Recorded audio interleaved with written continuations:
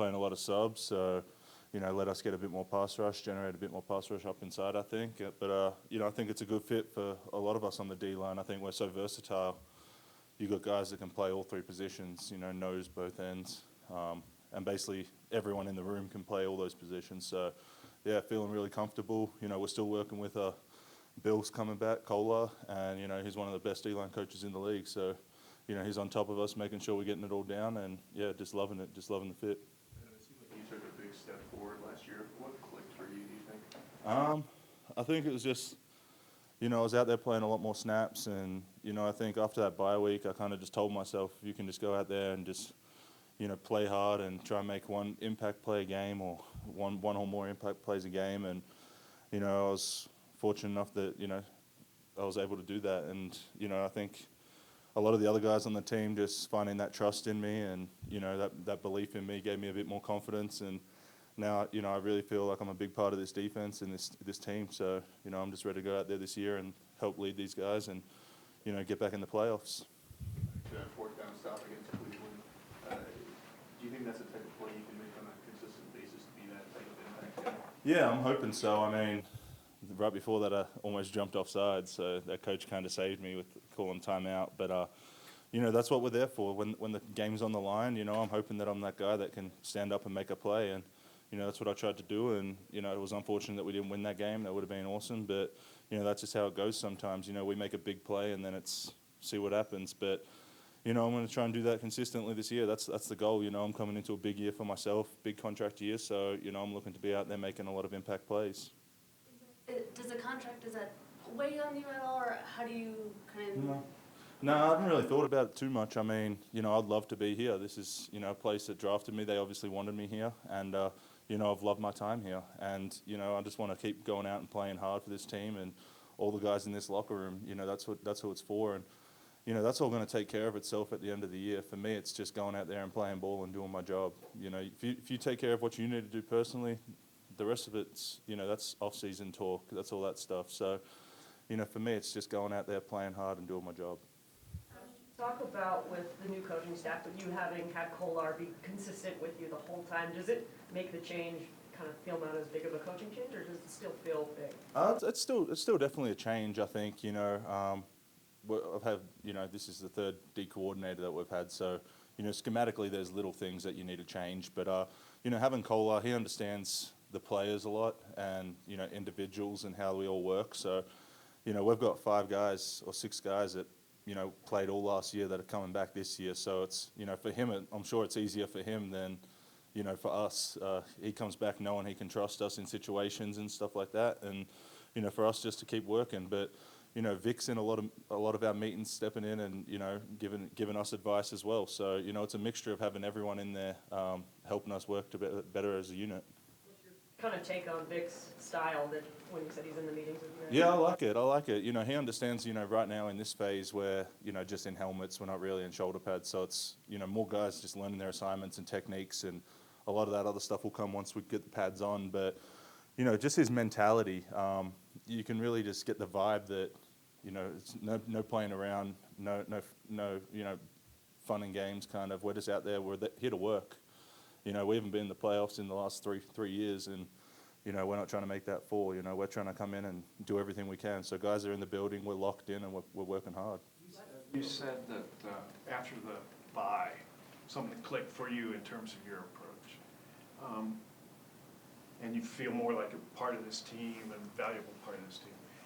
Could you tell that with Kolar at all, that he trusts you more, and how did that manifest itself? Coming into last year, I knew he definitely trusted me a lot more, and he definitely, I feel like, put a lot more on me to do stuff. But just for me personally, I knew that I could contribute more than what I was doing, and that's a good thing about the bye. It's a lot of reflection on yourself and kind of what you've put out there already. And I was just that I was watching this film, and I was seeing that I was leaving some plays out there that I feel like I really could have made and stuff. And I just told myself, you got to really step it up and just try and make some more plays. And that just kind of started happening for me. And I think it was just a credit to all the other guys, and we all came back. The defense, we didn't waver at all after that bye, and we kind of tried to switch it on a bit, but it's just unfortunate the way we closed out last year. So last year you guys were the second most penalized team, and we'd talk to you guys on Monday, and you'd say we're just basically kicking ourselves, we're causing our own issues.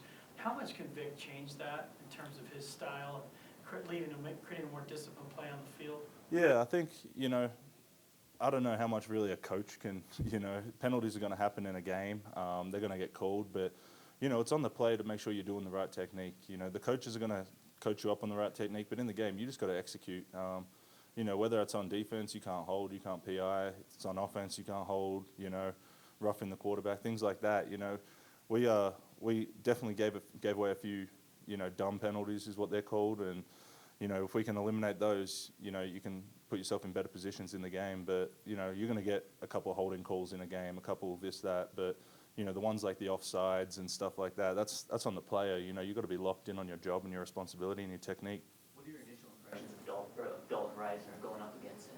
Yeah, he's good. I mean, he's coming in here and working real hard. He's a good fit for our O-line. You can tell he's hungry and he's in his playbook. I haven't really seen him out there blowing too much stuff. So, that's a good sign for us. I think he's going to be a huge boost to the O-line. And, I think he's really going to help out, especially with a big run coming back. And I'm sure those veteran guys in that O-line room are helping getting him right.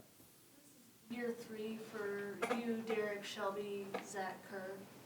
What's the chemistry like? Yeah, it's awesome. It's awesome. I mean, we all came in and, I think that first year, a couple guys probably weren't expecting to play as much as they did, and we all kind of had to pull our weight and pull our share. So that really bonded us together. And, them playing last year all together, and then this year everyone coming back again. It's just, it's bigger than football for us in that room. And, they're all great guys on and off the field, and, we spend a lot of time together and stuff. So, you'd rather play with guys that you know a bit more off the field than, just strangers. So, it's awesome. And, once you have that trust with guys off the field, it makes it easy to play with them on the field, and you can start communicating faster and better, and you just know, where he's at, where you're at mentally and stuff, and you can keep each other in check. What you learned as a rookie, what's going to be important for Draymond Jones to learn or to do so that he can make an impact in year 1? Yeah, a lot of it's just, you got to understand that, the O-lines, that they're a lot better than, college O-lines. You got a couple, in college there's a couple of guys that are decent on O-lines, but these guys are paid professionals out here that have been doing it a long time. So, you really got to understand your scheme and what the defense is doing as a whole. You can't just lock in on, what you need to do, but you got to understand what the moving parts around you as well. But he's a hard worker, man. He's come in and just busted his tail so far. He's kept his head down and just working hard, and it's awesome to see, I'm trying to help pull him along. Everyone's helped pulling him along. So, he's going to be an impact for us this year. I'm looking forward to seeing him out there on the field. Vic, for a second, collectively as a defense, do you guys feel like you're kind of on your toes a little more, having your head coach be a quote-unquote defensive coach, sitting in on all the meetings? Do you sort of feel that vibe? A little bit more. It's still, right now it's a lot of individual meetings because we're not, we don't do much we'll install as a unit and stuff like that. But once we get the pads on and stuff like that, I'm sure we're going to be, in there a bit more. But it's awesome having the head coach in there involved. He holds a standard, and, you don't want to be the guy that he's calling out on the film. So, you're in there, you're making sure you're doing the right stuff. Training camps longer this year. You guys okay with that? Yeah, it's football. Can't complain about it. It's already set. So, you just got to knuckle down and go to work. You guys are eager to get back into the playoffs this year. When you look back over the last 2 years, are there certain things you're able to pinpoint that, all right, we can't do that again, or anything that you think was kind of Yeah, I think we just need to be consistent. I think, the last couple of years we've started the season strong. We've come out 2-3 wins, and we're looking really good. And then we kind of just fall into that lull of like 3-4 losses, and then it's just like we're trying to gather ourselves again. So, we got to come out and be consistent across all 3 phases. Teams, defense, and offense. And hopefully, we can figure that out quick in this preseason, and come the season time, we're just ready to go. And there's no looking back. We win a game, it's who's next. Who's the next team up. We can't be thinking five weeks down the schedule, we got this guy, we got this guy. It's every week's that championship week for us.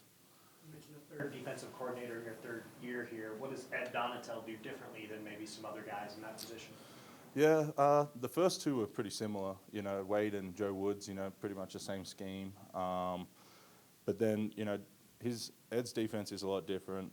It's a lot more sub we're going to be in, and a lot more coverages mixed up in there. So, you know, hopefully we're not just sitting there and teams just know what we're lining up in every snap and, you know, can expose us as easy. So we're hoping to have a big impact this year and, you know, hopefully make a few more turnovers and put our offense in better positions. You know, that's one way we can help this team is, you know, score on defense or put us in scoring positions on offense.